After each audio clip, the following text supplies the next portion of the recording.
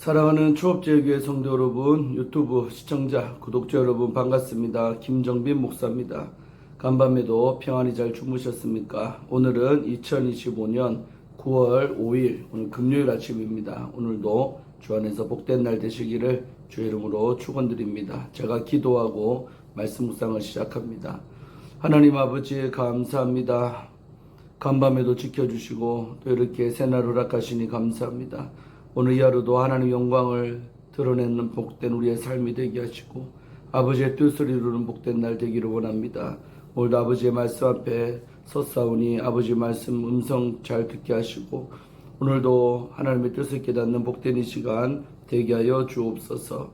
이 시간을 주께 의탁하옵고 우리를 죄에서 구원하신 예수님 이름으로 간절히 기도하옵나이다. 아멘.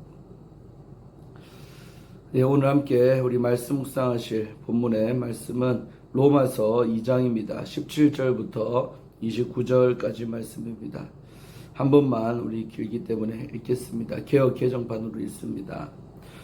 유대인이라 불리는 네가 율법을 의지하며 하나님을 자랑하며 율법의 교훈을 받아 하나님의 뜻을 알고 지극히 선한 것을 분간하며 맹인의 길을 인도하는 자요 어둠에 있는 자의 빛이요 율법에 있는 지식과 진리의 모본을 가진 자로서 어리석은 자의 교사요 어린아이의 선생이라고 스스로 믿으니 그러면 다른 사람을 가르치는 네가 내 자신은 가르치지 아니하느냐?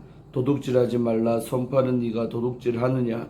간음하지 말라 말하는 네가 간음하느냐? 우상을 가증히 여기는 네가 신전 물건을 도둑질하느냐? 율법을 자랑하는 네가 율법을 범함으로 하나님을 욕되게 하느냐? 기록된 바와 같이 하나님의 이름이 너희 때문에 이방인 중에서 모독을 받는도다. 네가 율법을 행하면 할례가 유익하나 만일 율법을 범하면 내 할례는 무할례가 되느니라. 그런즉 무할례자가 율법의 규례를 지키면 그 무할례를 할례와 같이 여길 것이 아니냐. 또한 본래 무할례자가 율법을 온전히 지키면 율법 조문과 할례를 가지고 율법을 범하는 너를 정죄하지 아니하겠느냐. 무릇 표면적 유대인이 아니요 표면적 육신의 할례가 아니니라.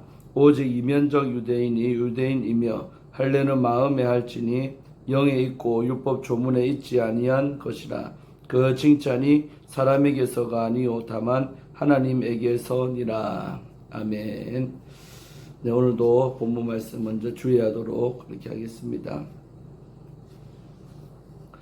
자, 오늘 말씀 우리 17절부터 18절, 19절, 20절 넉 절의 말씀은 우리 명제, 유대인의 자의식에 대해서 말하고 있죠. 그래서 로마서의 주요 논쟁 중 하나는 로마서의 수신자가 누구인가입니다. 이방인 그리스도인들인가 아니면 유대인 그리스도인들인가. 유대인 그리스도인들이라 주장하는 이들은 17절을 근거 구절로 제시를 합니다. 하지만 이 다원화된 사회에서 이방인들이 유대인의 전통과 관습을 따르며 심지어 어떤 이는 할례를 하기도 하며 스스로를 유대인이라고 하는 자들이 있었습니다. 그렇다면 유대인이라 불리는 자는 유대교의 전통에 따라 살며 스스로를 유대교에 속한 것으로 인식한 이방인들도 포함할 수가 있습니다. 유대인들은 자신들이 하나님의 뜻을 안다라고 이야기를 하고 또 선한 것을 분별할 줄 안다라고 자부합니다. 그리고 스스로 빛과 교사의 역할을 한다라고 생각을 합니다. 또한 그들은 이방인들을 맹인, 어둠에 있는 자, 어리석은 자, 어린아이 같은 자들이라고 판단합니다. 이는 유대인들의 우월주의와 선민의식을 보여주고 있습니다. 유대인들을 지탱하는 신학적 기둥들이 있습니다. 존재론적인 것과 종교적인 것으로 구분지어 생각할 수가 있는데 종교적인 것으로는 성경과 율법이 있습니다. 그리고 존재론적인 것으로는 정결에 대한 개념과 언약이 그것입니다. 이것들은 배타적인 태도로 귀결이 됩니다. 유대인과 그 외 모든 사람으로 인류를 구분해 유대교 특수의 특권주의적 신앙을 표출하는 것입니다. 하지만 바울은 그리스도 안에서 새로운 정체성을 제시합니다. 바울은 유대교에 속한 이들도 율법을 범함으로 하나님의 진노로부터 자유롭지 않다라고 말하며 이방인과 동일한 심판을 받을 것을 경고하고 있습니다. 자, 우리 21절, 22절, 23절 석절은 질문입니다. 유대인의 행위. 바울은 여기에서 반복적인 질문을 던집니다. 하지만 이것은 답을 요구하는 질문이라기보다 메시지를 효과적으로 전달하기 위한 수사의 일종입니다. 그리고 이것은 유대인이라 자부하는 이들이 범한 죄악을 드러내므로 하나님의 공의로운 심판 앞에서 아무도 핑계하지 못하게 만드는 전략적인 그런 방식이죠. 자, 24절은 우리 결론, 바울의 경고가 이 한 절에 나오고 있죠. 바울은 이사야 52장 5절을 인용해 유대인들을 비판하고 있습니다. 사실 이사야 52장의 원문맥에서 여호와의 이름을 항상 종일토록 더럽히는 것은 이스라엘이 아니라 이스라엘을 사로잡은 이방을 가리키고 있습니다. 그런데 바울은 이 말씀을 유대인이라고 자부심을 가진 이들에게 사용을 하고 있습니다. 바울은 이사야와는 다르게 이방인들이 아니라 유대인들이 스스로 하나님의 법을 경홀히 여김으로 이방인들이 하나님을 경외하지 못하게 하는 것을 지적하고 있습니다. 즉 유대인이라고 하면서 이방인과 다를 바 없이 사는 이들을 지적하고 있습니다. 바울이 구약을 인용하여 유대인을 질책한 것은 스데반의 설교를 생각나게 합니다. 스데반의 설교에 양심에 찔린 유대인들은 스데반을 향해 돌을 던졌고 바울도 그것을 승인했습니다. 그런데 이제 바울이 이 구약을 인용하여 유대인들을 비판하고 있는 것입니다. 자, 25절은 뭐냐면 우리 명제, 율법과 할례에 대해서 말하고 있습니다. 이어서 바울은 이 유대인들이 자랑하는 또 다른 경계 지표인 할례를 거론하고 있습니다. 구약에서부터 우리는 할례받지 않은 자라는 표현을 많이 보았습니다. 이스라엘에서는 할례를 하나님과 맺은 언약의 표로 여겼습니다. 그러므로 할례받지 않은 자라는 표현은 이스라엘처럼 하나님과 특별한 관계를 맺고 있지 않는 민족들의 구성원을 비하하는 말로 사용됩니다. 예를 들어 다윗은 하나님의 군대를 모욕하는 골리앗을 향해 할례받지 못한 자라고 말했습니다. 이는 이스라엘의 특별한 위치를 상기시키는 반면 골리앗의 비천함을 강조하는 말이었습니다. 즉 할례는 단순히 경계 지표를 뛰어넘어 언약의 증표가 됩니다. 그러나 바울은 율법은 전혀 지키지 않으면서 언약의 특권만 내세우는 것이 정당하지 않다라고 비판하고 있는 것입니다. 자, 오늘 26절 또 27절 두 절은 질문입니다. 율법과 무할례자에 대해서 말이죠. 바울은 율법을 취사선택에 지키는 이 유대인들의 위선을 질문의 형식을 빌려서 지적을 하고 있는 것입니다. 할례받지 않은 민족이 하나님의 법을 경외하며 살아간다면 누가 진정한 이 유대인이겠습니까? 예수님도 이와 비슷한 비유를 하신 적이 있죠. 마태복음 21장 우리 28절에서 32절을 보면 아버지의 명령에 네라고 대답했지만 불순종한 첫째 아들과 싫다고 거부했지만 결국은 순종한 둘째 아들의 이야기가 나오고 있습니다. 예수님은 이 비유를 풀어 설명하시면서 첫째 아들은 대제사장과 장로 같은 이들이며 둘째 아들은 세리와 창녀 같은 이들이라고 하십니다. 바울의 비유도 유사하게 우리가 읽을 수가 있습니다. 할례를 받은 자, 또 먼저 택함 받은 자들이 하나님의 법을 지키지 않으면 그 할례가 전혀 유익하지 않습니다. 하지만 할례를 받지 않고 언약의 증표를 가지지 않은 이방인들이 하나님의 법을 지키면 오히려 그들이 언약 백성이라는 것입니다. 이해됩니까? 네. 우리 28절, 29절 두 절은 결론입니다. 바울의 경고가 나오고 있죠.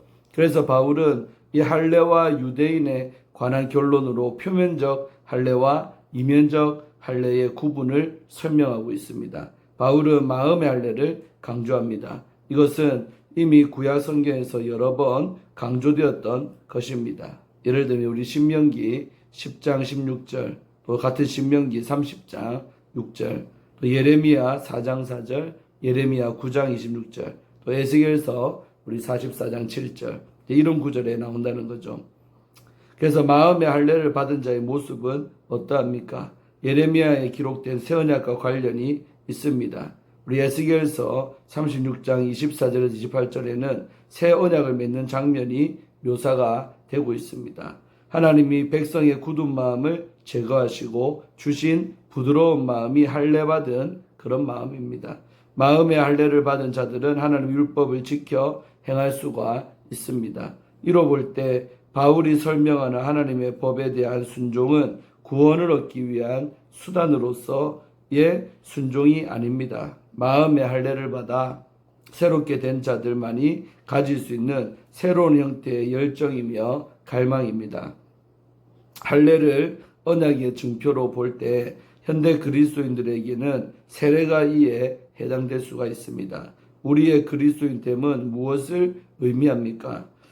세례라는 의식을 거행했다는 사실에 안도하는 것은 무의미합니다.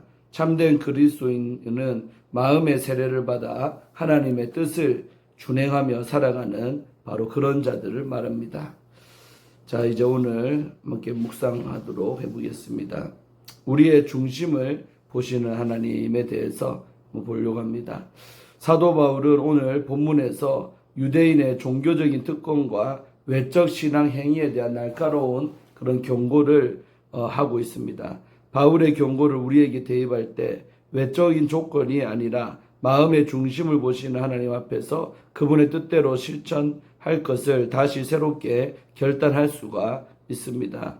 하나님은 마음의 변화와 내면의 순종을 원하십니다. 당시 유대인들은 자신들이 하나님께 선택받은 민족이라는 자부심이 있었습니다. 17절이죠.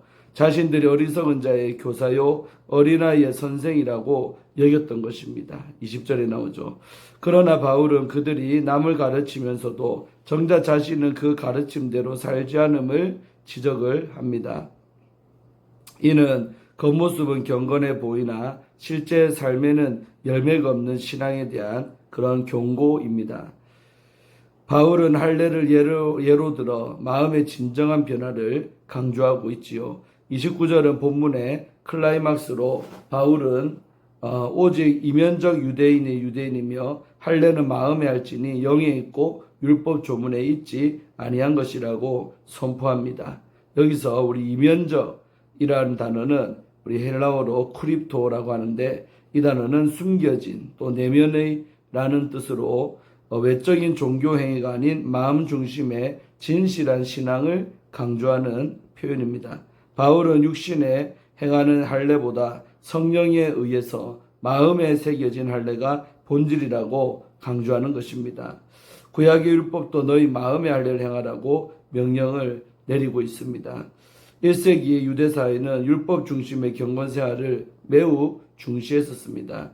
할례는 하나님이 아브라함과 맺으신 약속의 표시였고 유대인들은 그것을 자신들의 믿음과 정체성을 보여주는 중요한 상징으로 생각을 했습니다. 하지만 이 시기에는 형식적이고 외형적인 종교 의식에만 머무는 그런 경향이 강했습니다. 종교 지도자들은 율법을 지키는 행위에만 집중했지 정작 율법의 근본 정신과 하나님과의 그런 관계에는 무감각한 경우가 많았습니다. 이러한 위선적 경건은 예수님 시대의 바리새인과 또 서기관들에 대한 책망에서도 반복적으로 드러나고 있습니다. 마태복음 23장이 대표적이죠. 그래서 바울은 유대인의 이러한 태도로 하나님의 이름이 이방인 가운데 모독당한다고 24절에서 지적을 합니다. 이는 이사야 52장 5절을 인용한 것으로 당시 이방인들이 유대인의 삶을 보며 오히려 하나님의 이름을 경멸했다는 사실을 반영하고 있는 것입니다. 우리는 성령으로 마음의 할례를 받아야 합니다. 본문에서 말하는 성령에 의한 할례, 우리 29절이죠. 이것은 단순한 신념의 변화가 아니라 삶 전체가 성령에 의해 변화되는 것을 뜻하고 있습니다. 마음 중심에서부터 하나님의 뜻을 따르고자 하는 순종과 경건의 열매가 나타나는 그런 삶입니다. 하나님은 그 마음의 중심을 보시며 칭찬을 하십니다. 여기서 칭찬으로 번역된 우리 헬라어 에피아노스는 인정받음, 또 칭찬, 영광이라는 뜻으로 사람이 아니라 하나님께 인정받는 삶을 뜻하고 있습니다. 바울은 갈라디아서 1장 10절에서도 내가 사람들에게 좋게 하랴 하나님께 좋게 하랴 라고 말하면서 이 성도의 기준은 하나님의 평가와 인정임을 보여주고 있습니다. 오늘 본문은 외형적인 그런 종교활동에 익숙한 우리를 일깨우는 강력한 그런 메시지입니다. 교회 출석, 직분, 또 헌금, 봉사 등도 중요하지만 그것이 성령의 감동되어 우러나온 순종이 아니라면 하나님 앞에서 의미 없는 행위일 수가 있습니다. 특별히 포스트 모더니즘 시대를 살아가는 다음 세대는 말보다는 삶, 또 형식보다는 진정성, 외면보다는 내면을 더 중요하게 여깁니다. 이 복음의 능력이 나타나기 위해 성령의 역사로 변화된 삶이 뒤따라야 하는 이유가 여기에 있습니다. 자녀들에게 기도하라고 가르치기 전에 부모가 먼저 기도해야 합니다. 정직하라고 말하기 전에 우리가 손해를 보더라도 정직함을 택해야 합니다. 이러한 삶을 통해 복음의 능력이 나타나는 것입니다. 사랑하는 성도 여러분, 하나님은 외모가 아닌 마음의 중심을 보시는 분이십니다. 믿습니까? 우리는 언제나 하나님의 시선 앞에서 진실하게 살아야 하는 존재입니다. 오늘도 성령의 인도하심을 따라 말과 행실과 마음의 중심에서 하나님의 뜻을 따를 때 하나님께 칭찬받는 복된 인생이 될 줄로 믿습니다. 아멘. 자, 오늘 말씀도 여러분 너무나 좋지요. 그래서 우리도 항상 마음의 중심을 보시는 그 하나님 앞에 신앙생활 잘하는 합격하는 우리가 되기를 간절히 소원합니다. 제가 기도하겠습니다. 하나님 감사합니다. 또 한 주의 마지막 평일 아침 금요일 아침입니다. 이 아침에도 하나님 말씀 로마서를 통해 주님의 뜻을 깨닫게 하시니 감사합니다. 하나님 아버지, 저희들 정말 껍데기가 아닌 정말 마음의 중심에서 우러나오는 그런 신자가 되기를 원합니다. 정말 눈에 보이지 않지만 내 마음의 중심을 다하여 하나님을 섬기고 또 하나님 앞에 경건하게 살아가는 이 시대에 정말로 그런 그리스도인들이 되기를 원합니다. 아버지 하나님, 우리 그렇게 살아갈 수 있도록 힘과 능력을 더하시고 늘 성령 충만함으로 성령님과 동행하는 삶을 살아낼 수 있는 우리 모두가 다 되게 하여 주시옵소서. 오늘 이 하루도 하나님 영광을 잘 드러내는 저희들 되게 하실 줄로 믿습니다. 영광받아 주옵소서.